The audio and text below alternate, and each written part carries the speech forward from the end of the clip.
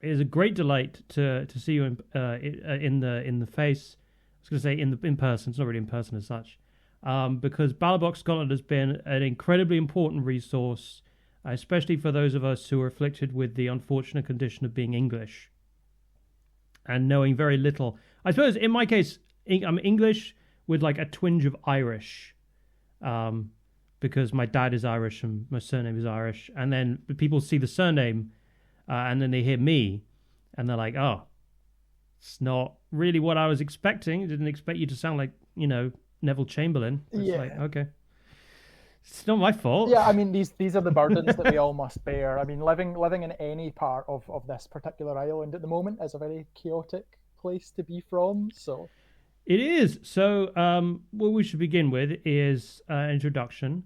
So, I just speak to the camera for a second.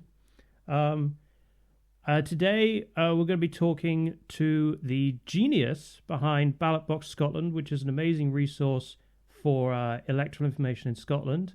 Would you like to introduce yourself, Alan? yeah, so I'm Allan Faulds. I always kind of like I'm not sure what to call myself because founder seems very grand, given it is literally just me. But I have been told by journalists that they will not use the nerd behind Ballot Box Scotland, which I feel is a much more appropriate title. Everyone, yeah, everyone it did exactly the same thing for me. Because again, like one person brand, right? Um, but no, everyone just calls me the founder, and I'm like, that sounds like that's too It grandiose. sounds like you've got minions and people working beneath you, which absolutely is not the case. Like 99.9% of this is my own blood, sweat, and tears, with some very helpful volunteers on election days. But otherwise, like everything is me, and those people are not my minions. I think if I ever called them minions, they'd fight back. No, no, like people thought I was like a team of people when I started, and I was like, no, no, it's just me, man. It's not their fault. I did speak in plural terms because I was hiding my identity for the first like year of it. I was just like saying like we think this. Yeah. Like the team at Stats Alertis was just one very anxious person just not wanting people to know who they were. And then I started writing for Devara. Sorry, I'm telling you my whole life story. We you were saying your name is Alan. You run Ballot Box Scotland. You said, are you able to talk about what you do generally, or? I mean, just like a little bit about Ballot Box Scotland, I suppose. Yeah, Yeah. yeah. So that So was for the first question. So I'll ask you more specifically. Ballot Box Scotland has become a go-to resource. What can you tell us a bit why you started it? What your goal is with the project? So I suppose starting it is kind of like equal parts accident and intention. The accident side of things is a bit depressing. I was at the time I started Ballot Box Scotland, I was unemployed, so it was kind of something to do with my time. Obviously, being unemployed long term is really awful, quite soul destroying. Don't recommend it. Avoid if possible. And I'm thankful I have now had a job again for quite a number of years. But Ballot Box Scotland is something like good that came out of that period because I don't think I'd have done it otherwise if I didn't have all that free time. The intentional side of it, I suppose, what made me actually want specifically to set up Ballot Box Scotland as a project was the feeling that there was a real gap in Scotland specific coverage. So, anyone who's familiar with either of our output will definitely be familiar with Britain Elects, which is kind of like the original and best sort of polling aggregator, or Election Maps UK. And they do really, really good work, really fantastic work at UK level. But the thing about working at UK level is I think you miss a lot of the nuance in Scotland because England alone is a huge place, and I absolutely do not envy the amount of reporting on local elections that you guys down south have to do. Like every single year, at least have one set of local elections once every 5 years, as opposed to these like terrifying rolling things. But it does mean that it's quite hard to sort of get that focus in Scotland. And the ditch that I will die in is that you have to live and breathe Scottish politics in order to truly understand it. And I really emphasize live and breathe. That is very, very different to being Scottish. There are plenty of people who were not born in Scotland, they weren't brought up here, but they've moved here as adults. This is their home now, and they work in the media and politics. Scottish politics is their bread and butter, and they know it inside and out. And by contrast, you have people who were born and brought up here, but perhaps moved down south years ago, potentially decades ago, and often very senior folk. I think we can think of one former BBC figure, for example, and they just cannot wrap their heads around the political changes in Scotland over the past 15 years. But they clearly think that being Scottish gives them some kind of special insight, and they actually end up with very, very poor analysis. So I think there was that kind of gap. And I suppose the value of a Scotland-only focus was shown in 2022 because we had local elections in Scotland. And although I hadn't done like a hard numbers projection, I'd sort of looked at the situation with Labour, and I'd given sort of estimates for like good and bad results for every party. And I was like, look, Labour have had a bad few runs. If they gain a few seats, that's a good result. And then Britain elects, and again, I feel really sorry because Ben does great work, and I'm not picky on him here. He totally acknowledged his sort of mess up here. And academics at one of the Oxbridge universities, I can't remember which one, came out with projections that had their median model for Labour was 80 seats. And immediately, like, 80 seats, that was huge. I was immediately like, that cannot be right. It doesn't reflect the polling. And a quick check, I was like, well, that was actually take Labour to what they had in 2007. Now, Labour were nowhere near the level of support they had in 2007. In fact, in 2007, their success was built partly on being so strong in about a dozen wards in Scotland that even though it was the first PR election, they still won 3 out of the 4 councillors. 2017, there was only 1 ward in the entire country. They were standing 3 councillors. And that was a mistake. They'd made a mistake in their ballot papers. They'd meant to stand 2 in each of 2 wards, and they stood to 3 in one of them. And of course, what happened after the election? They ended up with a gain of 20 seats. And that was great. That was a really good result for Labour. It put them back in second place for the first time after a run of third places. But it wasn't 80 seats. And people who weren't rooted in Scottish politics just didn't have the context to realise that their models based on UK polling had spat rubbish out. Whereas obviously I was immediately like, hang on a minute, 80 seats is wild. So I suppose that's kind of where it came from.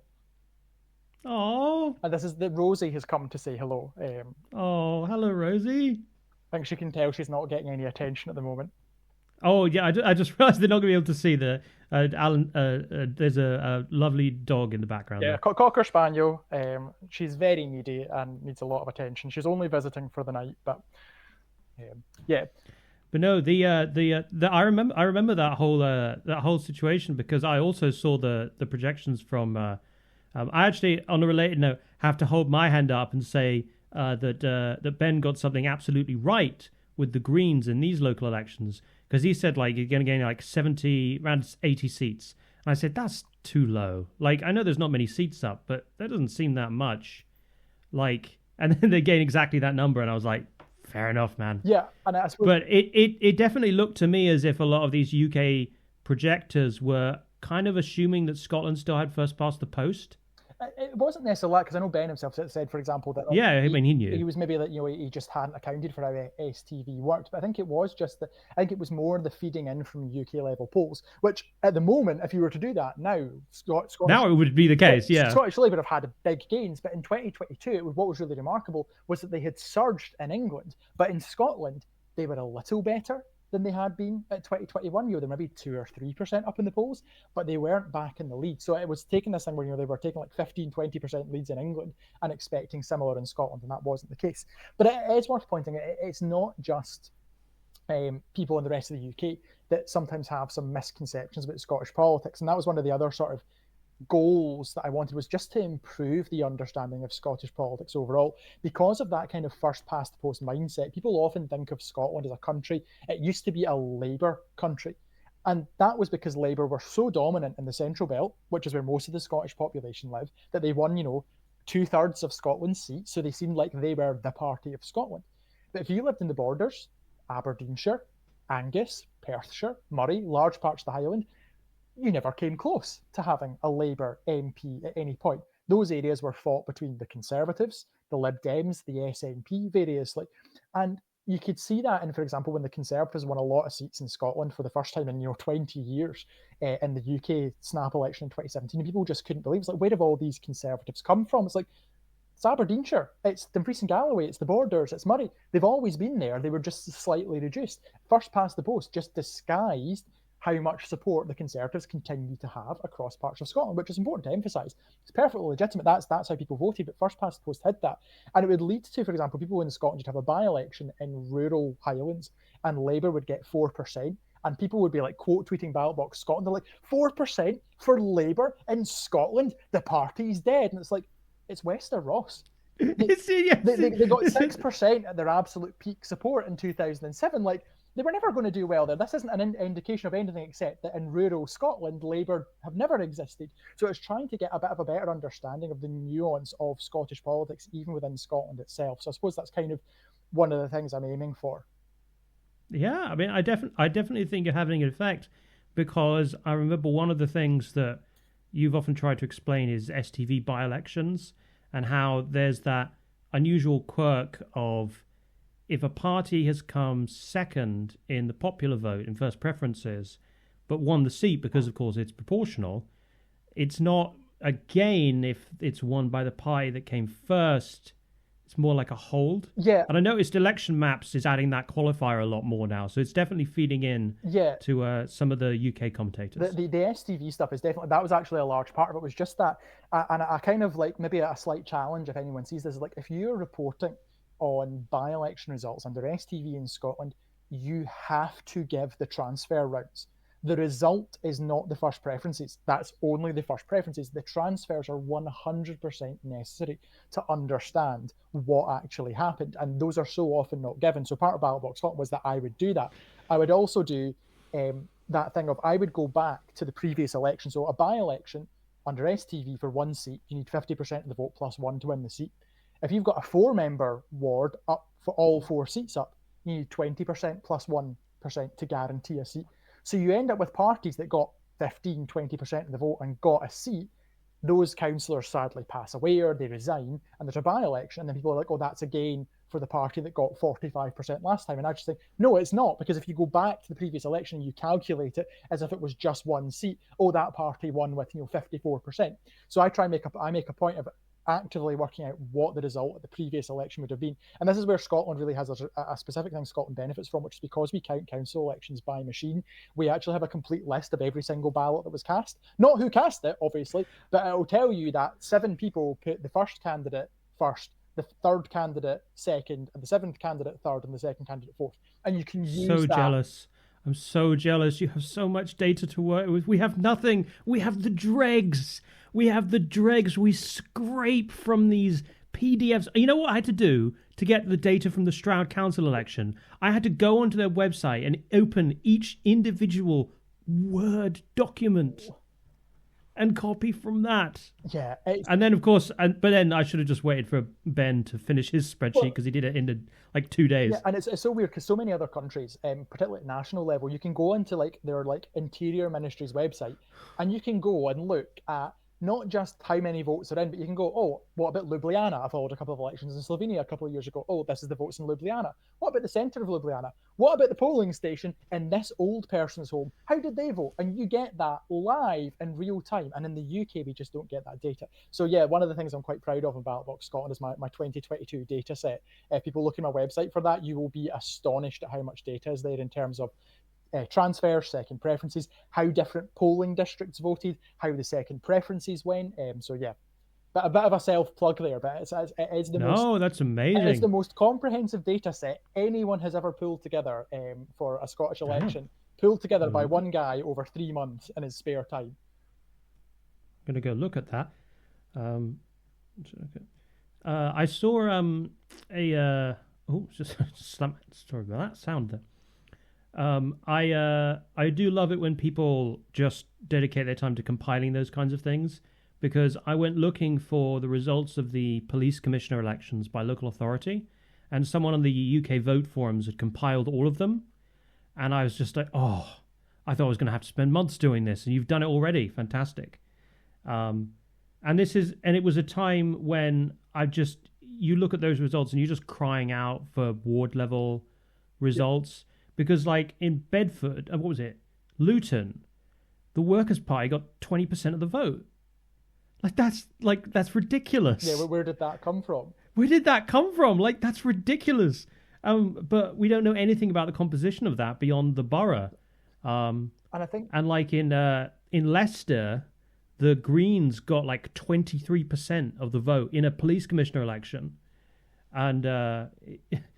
it's just so wild. So many results I want to analyze more, but beyond the headline, you just can't. Yeah, and you see bits of that in Scotland, like because with that tendency just to report the headline result. So for the regions of the Scottish Parliament, you'll get the West Scotland result, and the broadcasters will report that. But what they won't report is the regional vote in each constituency. So you end up with ordinary voters not necessarily knowing that, for example, like East Bartonshire and the East Renfrewshire parts of West are quite strong areas for the Greens and the Lib Dems, whereas Inverclyde dead zone. Like you don't get that because you just get this region-wide vote, even though the data for the constituencies does exist. And I think it's kind of this thing that one of the things I try in Ballot Box Scotland, and I think we'll get onto this later in the conversation, is that sense of like, we have such a first past the post mindset that even when we have PR voting systems, we're very bad at reporting on them. And that means it's very hard for the general public to understand what's going on. And I'm trying in Ballot Box Scotland to sort of contribute to fixing that.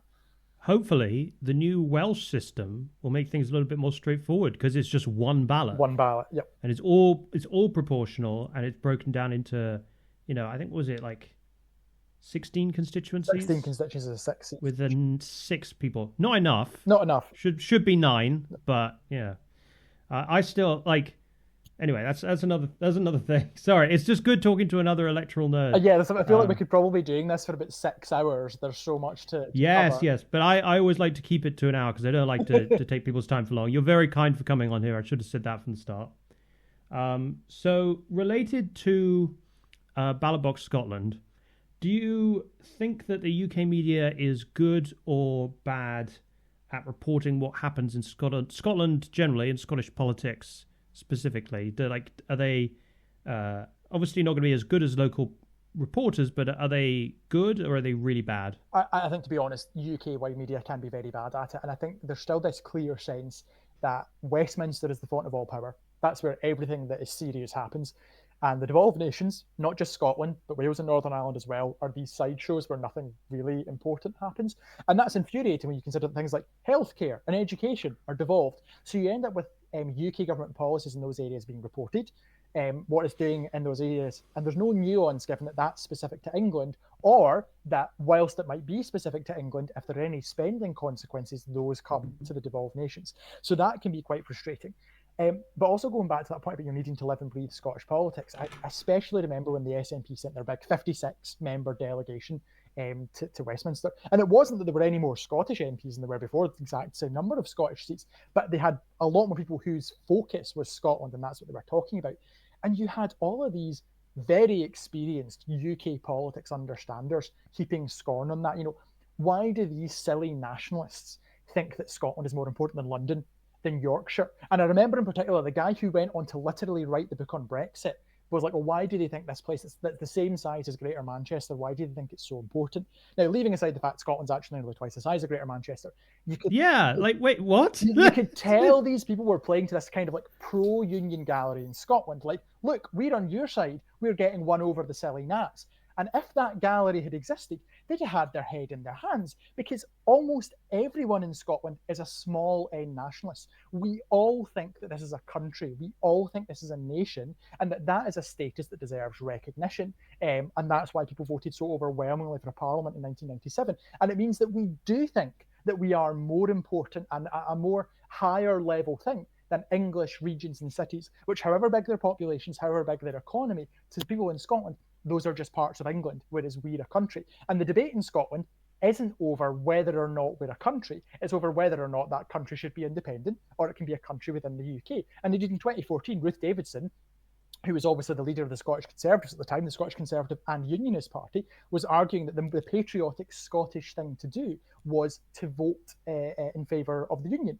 And it's just that thing that the fact that so many people sort of embedded in UK level politics didn't have this basic understanding that even people who support the Union in Scotland feel fully Scottish and feel that is a country and a nation that deserves respect and status. Like, the fact they didn't understand that basic fact of Scottish politics was like infuriating.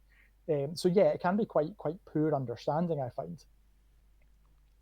Oh, God, hang on, sorry. I was just trying to wrap my head around things. Sorry, it's been a long day. I got up for very early to make sure I didn't miss Corbyn's announcement because I knew it was coming in the morning. And I also speak very fast, so that might be. No, I understood. I understood what you were saying. There's much more I can add. I think I'd move on to the the next question. So moving on to more contemporary politics.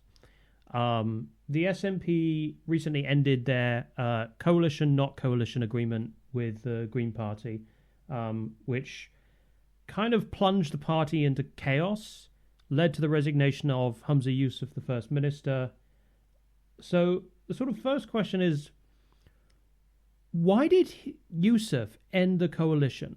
Because it seemed out of the blue to a lot of us who aren't, as you say, living and breathing Scottish politics. I know that he abandoned some policies and the Greens were voting on whether to end it, but it hadn't happened yet.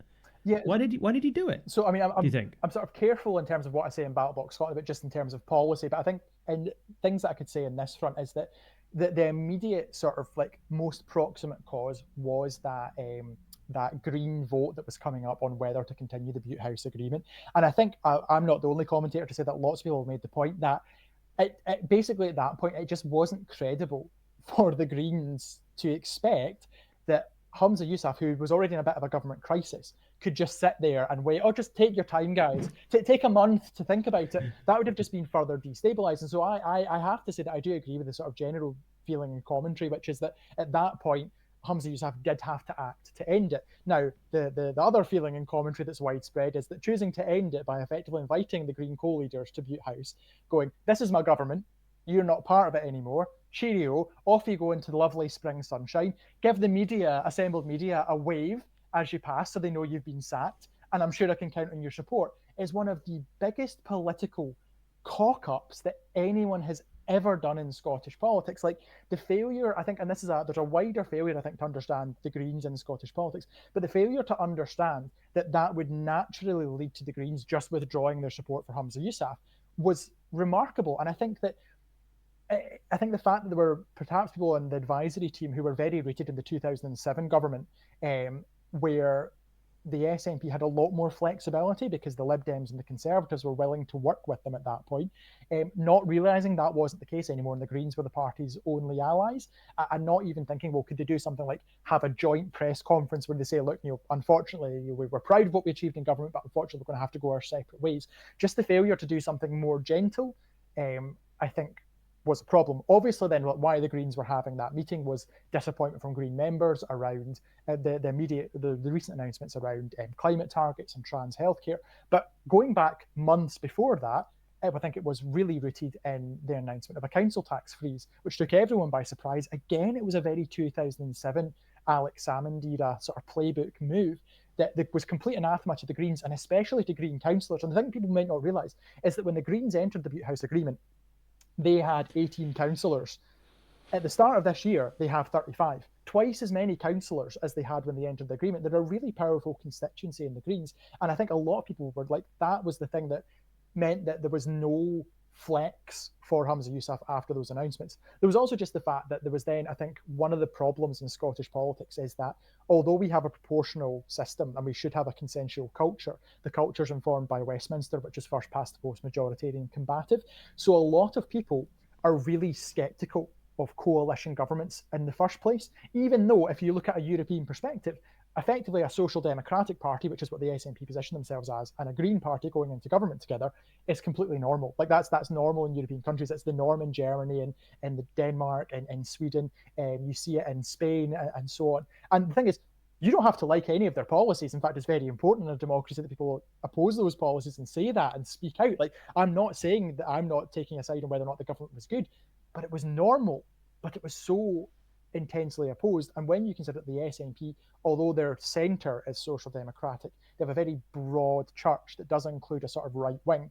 Those people were obviously very heavily pressing on Humza Yousaf's leadership, and there was a lot of discontent that was really putting the agreement under pressure. And I think that as soon as the Greens said they were going to have a vote on it, the whole thing that was the point that guaranteed it. But it was all built on all of these smaller acts over the course of like 6 months previously. No, that makes the most sense. I definitely agree. The handling of how it was dissolved. Actually, I'm going to take this one up. The handling of how it was dissolved was baffling. It was the act of someone who just didn't seem to understand how to manage a complex political situation. And it's Like, you could have assuaged Green members' concerns by, carefully extricating the Greens from the government, giving them more independence, while obviously retaining links with the MSPs and saying, look, we're still working together. I get it. Your party is dissatisfied. You can leave. We'll make sure that you still have influence. He just treated them like, I don't know, like, to be honest, and this just shows you how much Starmer lives rent-free in my head, he was acting like Starmer in the sense that he was treating his coalition partners like employees. it was. I think what was weird is it It's almost like he was firing them, and it's like, no, man, they're people that you're working with to hold power. and I You think treat them like that, they're not going to react well. And I think some of that comes to what I said about. I think there's a very poor understanding of the Greens in Scottish politics, and that's a whole podcast series in itself. But one of the things is that I think a lot of people have bought into this idea that the Greens are just a sort of subsidiary party to the SNP, and it was almost like there was a feeling that getting rid of the Greens was like just sacking some unruly cabinet ministers and you just send them to the backbenches, as opposed to it being a separate political party, which is independent, pardon the pun, of the SNP, and which does at times, it is very aware as a party, and I used to be active in the party for a number of years, not for many years now, but I stood for the party twice. There's a very keen awareness in the party that they are seen by some as being really close to the SNP, and they are aware that they do need to show that they are not beholden to the SNP, and sacking the Green ministers in the way that they were, again, the only thing that I said it immediately afterwards, like, especially the only thing I could see was that they would then vote no confidence, because they couldn't be seen. They just politically could not survive being seen to be sacked and then go, oh, but of course we still support your government. Like, that was never, and the fact that didn't seem to occur to Humza Yousaf was just baffling. And again, I'm not the only person that said that. Everyone in Scotland has just been like, why did you do that, Humza? Like, what was going through your brain? So yeah, it's just weird. I can only think that somebody advised him very, very badly, because I mean, his political judgment was not enormously great from the start. He wasn't regarded as the most effective operator in Scottish politics. He was just substantially better than Kate Forbes. But I didn't think he was that inept. It kind of really, like, I was very disappointed, really, because I'd been defending him from these, like, completely unfair accusations of ineptness from, like, the Unionists and the right. But I don't know, maybe he was as incompetent as everyone was saying, because he certainly, like, he basically destroyed his own career because he seemed to think the Greens were just like junior partners in his own party, which is just such a fundamental misreading of the politics. I mean, he lived and breathed it. He'd been involved with it. He was a minister. Yep. And I think, baffling to me that someone could be so involved and yet so distant from what was really going on. I think some of it absolutely does come down to the advice he was getting, and I think, again, that's something lots of people have said, but it's also, at the end of the day, you get given advice but you don't have to take it, and it does ultimately come back on him. And I think, like, just on a personal basis, and I do always try and say, like, because on Ballot Box Scotland, I'm impartial, I'm not on the side of any party or sort of wing of the spectrum, but just on a personal level, like, politicians often get really quite badly treated by the general public, or like weirdos online, in a way that's not really very fair. And I think on a human level, I do feel quite sorry for Humza Yousaf that's how his sort of political career has kind of ended. But it does, at the end of the day, it does kind of fall on him. So on a human level, very sympathetic, but on a political level, that's the hand he dealt himself. Yeah, no, I mean, because I had such conflicted feelings. I'm sorry, I hope you don't mind me airing this is how I felt about it. I had such conflicted feelings about when he went, because on the one hand, it showed such incompetence that I just couldn't see him carrying on in any way that would really help progressive politics. He was just kind of dragging it down by that point. And on the other hand, like, the man, like, had been the most prominent advocate for Palestinian rights in the entire country, like the most prominent, powerful politician, the most powerful man to advocate for Palestinian rights unambiguously in the entirety of the recent conflict. Like, the next person down the ladder of influence is Khan in London, who is, like, not advanced to anywhere near as much as Yousaf did and is nowhere near as powerful. Like, and there's just no one else. like Corbyn, backbench MP. Yeah. But yeah, so that was difficult to watch. Uh, so the next question is: the SNP have now elected unopposed John Swinney for his second run as leadership of the SNP. First one didn't go too well. He resigned having lost the election very badly, so maybe history will repeat itself. Do you think the SNP's change in leadership will revive the party's fortunes? Obviously, I intended that when we arranged this as a long-term question. It now takes on a great deal of urgency. Yeah, and the thing is, like, it's funny because I was thinking just at the point at which Hamza Yousaf resigned, or just before he resigned, I was sort of saying how can you imagine at the start of 2023 saying that First Minister Hamza Yousaf was going to be relying on Alba MSP Ash Reagan for for confidence. And then when John Swinney is like, well, can you imagine going back to 2004 and saying that John Swinney, who's just been kicked out as SNP leader, was SNP First Minister? So it's quite strange. I do think that there's a thing which is, again, speaking on a sort of personal level, I think that John Swinney, I'm always struck by in 2016 when there was obviously Nicola Sturgeon's return to power, but in a minority, and the BBC did an article about all the cabinet secretaries, and John Swinney had a quote from Jim Murphy, former Scottish Labour leader who the SNP had ground into a fine paste the previous year, saying that, oh, everybody in Scottish politics likes John Swinney. And that's the kind of thing, like, he's a figure that is, he took a bit of a beating in the previous, and that by the end of that part, but he's a figure who is quite well respected. But in all honesty, I don't think the SNP at this point can really turn it around. I think as we were saying, when we planned this call, we didn't have a general election. I think the fact the general election has been called when it has, if it had been October, there would have been almost like a summer for the Scottish Government to stabilise, to hopefully, from its perspective, to get a bit of a handle on things, to get a lid on some of the chaos, and maybe present a better sort of, a more united and sort of here we've been doing some things front. Whereas now it's pitched straight into, like, after its worst crisis in its entire time in government, straight into a general election. That's going to be very hard. But also, like, I wrote an article last year when Hamza Yousaf became leader about how this could go one of two ways. They could find themselves a Liberal Democratic Party of Japan, a Christian Social Union of Bavaria, a South Tyrolean People's Party, where they just become a permanent party of power. It's a democratic country, but they just keep winning. Or it could be the start of a slide into losing government. And at that point, it's like, we don't know. We honestly cannot say. At this point, I've become pretty settled on, I think this is the end of the SNP government. They've been in power for 17 years. It is very rare to be able to survive that long in government and come out of it smelling as roses. So even if people weren't a bit like scunnered with the SNP or feeling like angry with what they were doing, which some people might, there's also even people who might have otherwise been like fine with the government. You start to feel, it's someone else's turn now. So I think that's very hard to push back on.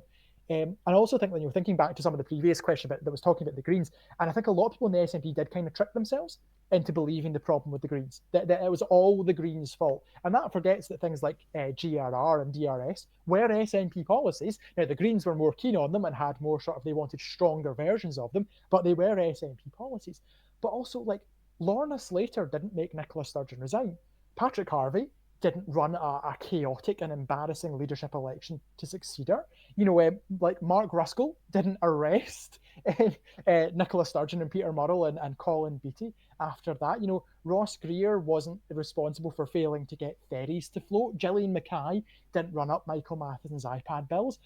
All of these things are completely on the SNP's head. Like, these are things that have happened to them as a party because of their actions. And I think that one of the things that we're going to see over the next little while is those people who thought, just get rid of the Greens and everything will be okay, they'll find that actually the problem was with the SNP themselves, and the SNP are really going to struggle to sort of build back from where they are from where they are now.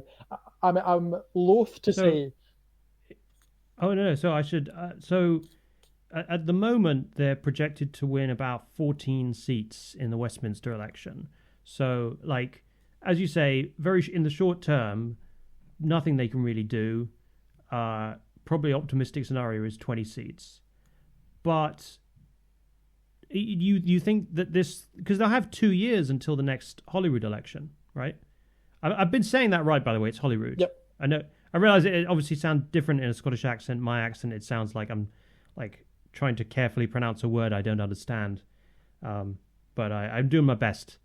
No, it's fine because it is like holy rude in Scots, but we Yeah. all just say Holyrood, like it's Hollywood, but with less glitz and glamour. They're going to have 2 years to do, as you suggested they might have done for this, which is stabilize the government, come up with new ideas. You think that's not enough? They'll.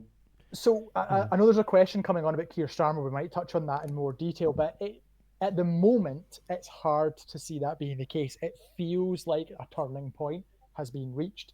Now, there's an interesting point there, but not just what happens to the SNP, what happens to Labour. Labour are not going to win a majority in the Scottish Parliament. They couldn't do that when they were at the peak of the power. It's a proportional voting system. It's as all proportional systems are, it's designed intended for that parties don't get majorities. That's not targeted at any one party. It's just a fact of PR. Labour will have a difficult situation in that it's very unlikely that they and the Lib Dems will be able to form a majority.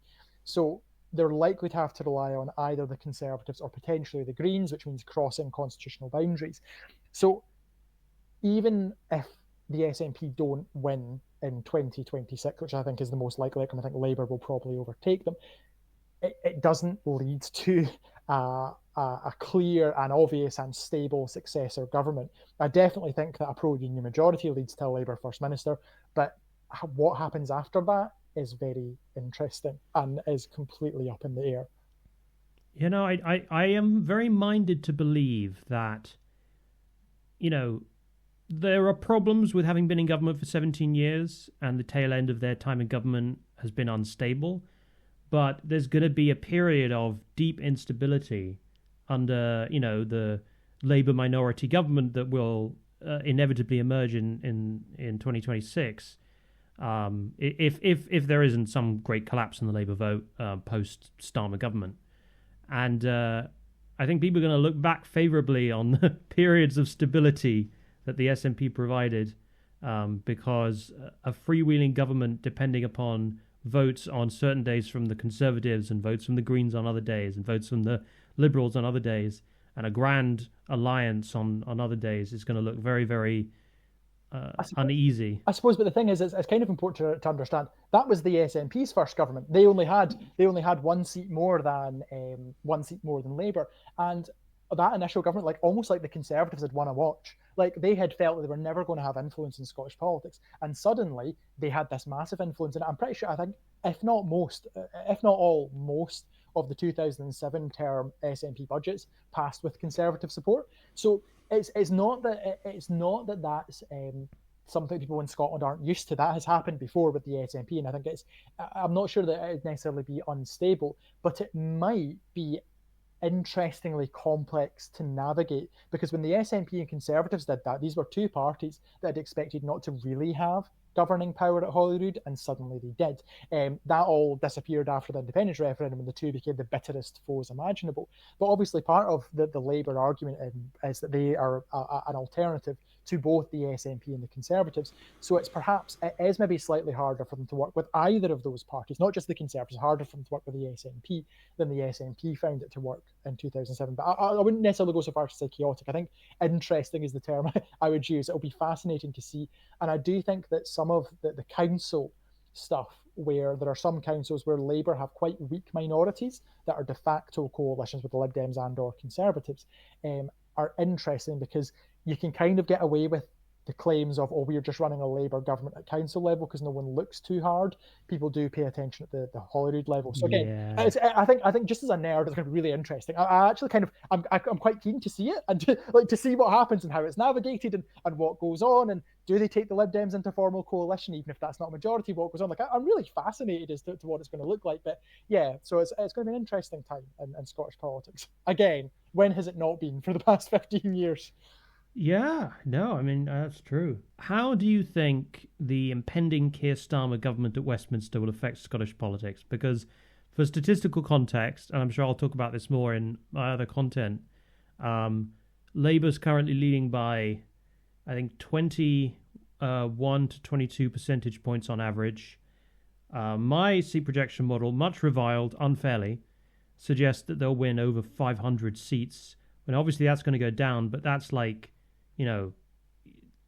it's as the kids say, it's Jova. It's Jova. Yeah. So how do you think this impending Starmer landslide will impact Scottish politics? So I think it's really interesting. I think the first thing is that obviously it is almost certain that Labour are going to win a majority of Scottish seats by this point. So there's going to be a much bigger Scottish contingent to the government than there has been under the Conservatives, where even when 2017, when they had their most Scottish MPs, it was still only 13 MPs. Likewise, the coalition years were only 12, 11 of which were Lib Dems. So potentially having 30, 40 Scottish Labour MPs on the government benches, well, I think it will make quite an interesting sort of. It will. I think people in Scotland will feel that it's a government that has more. That is more not necessarily in tune with Scotland, but more that Scotland has voted for. So I think that will be interesting. But I also think there's a really interesting question here, because something I think Scottish politics has been missing is a sort of period of constitutionally aligned, politically opposed government, which Wales has had. You've had Labour, Conservatives, both support the Union, but different parties. In Scotland, we have always had complete opposition or complete alignment, because we had Labour, for the first 8 years, and then we've had SNP Labour and SNP Conservative, so opposed in the constitution.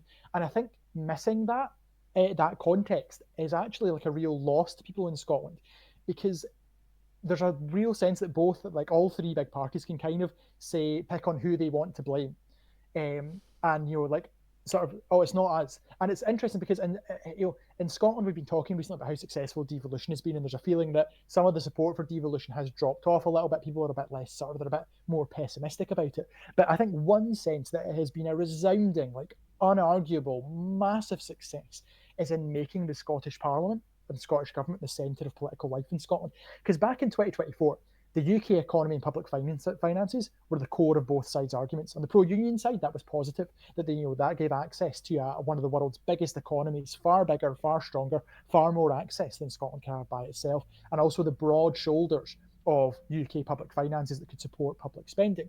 And for the pro-independence side, that was a negative, because it was they viewed it as an economy that was for London's benefit and not for Scotland's. You mean in 2014? In 2014. Oh, yeah. So like an economy for London's benefit, and that public finance decisions like austerity were being taken against Scottish opposition. Now, you get people who were on both sides of that debate in 2014 who absolutely put the UK economy and public finances central to what was going on, now blame the Scottish government for everything. Like it has chosen to do austerity. It is entirely responsible for a poor economy. It's entirely responsible for poor public services. So it's really interesting, because that's both sides. People on the left wing who supported independence 2014 feel that. People who supported the Union feel that. So it's really interesting. And effectively, if we end up with a Keir Starmer, Labour in power at a UK level, how quickly does that improve things in Scotland? And does it improve things in Scotland? We obviously don't know yet, because if it takes a little while and Labour win in 2026 and then everything starts to really improve, that may seem to prop up the argument that actually it was just the SNP were rubbish and Labour have made everything better at Scottish level, and the benefits will accrue to Scottish Labour. Whether or not that's true, that'll be the perception.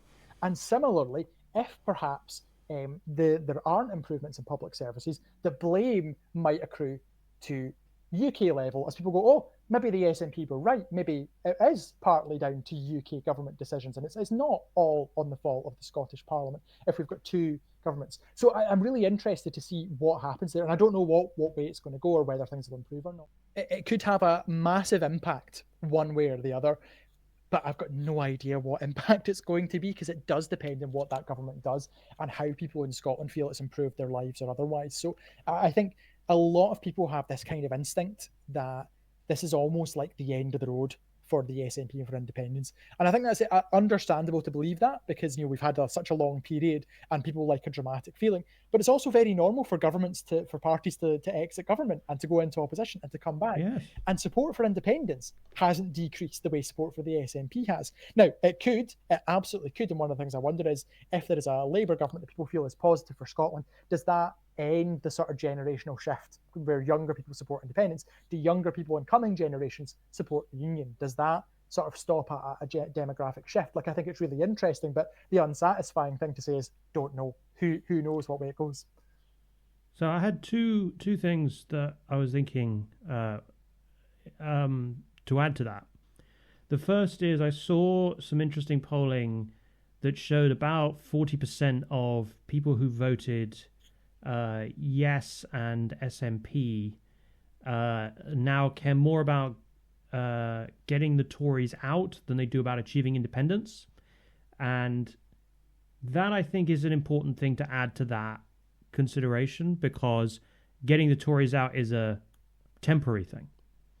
It's something you achieve and then you go back to caring about independence. And I was surprised to hear your analysis of the 2026 thing, because my perception of the situation has often been that even if the Keir Starmer government isn't terrible, like just mediocre, few things get better, NHS waiting lists go down, which is certainly possible, it's still going to be 2 years or so. In fact, it will be now 2 years into a first term of a new government. And the last time that we had this with Blair, like by 1999, like in midterm elections, European elections, council elections, he was losing left, right, and centre, like loads and loads of stuff. And that was because his electoral coalition was built off apathy. People wanted to get the Tories out and they didn't care about his party. And Starmer's is built on exactly the same.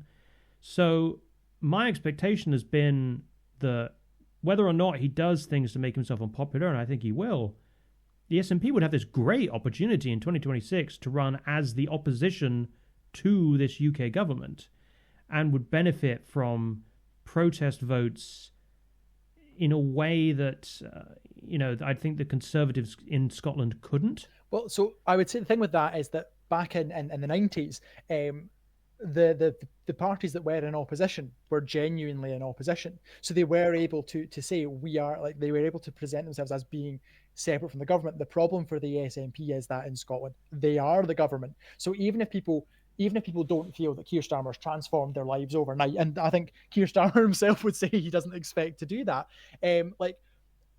people in Scotland are still going to be aware that the Scottish government is the SNP, and if they feel things haven't improved, they are likely to still consider that, given the breadth and depth of devolution, that falls on the SNP. So I think it's very different to the 90s in that sense, in that the opposition had the luxury of being genuine opposition, whereas in Scotland it's trying to play opposition from government, which is quite hard. And it's something that the Conservatives have actually been trying to do, obviously, at Scottish level of, we're not anything to do with those people down south.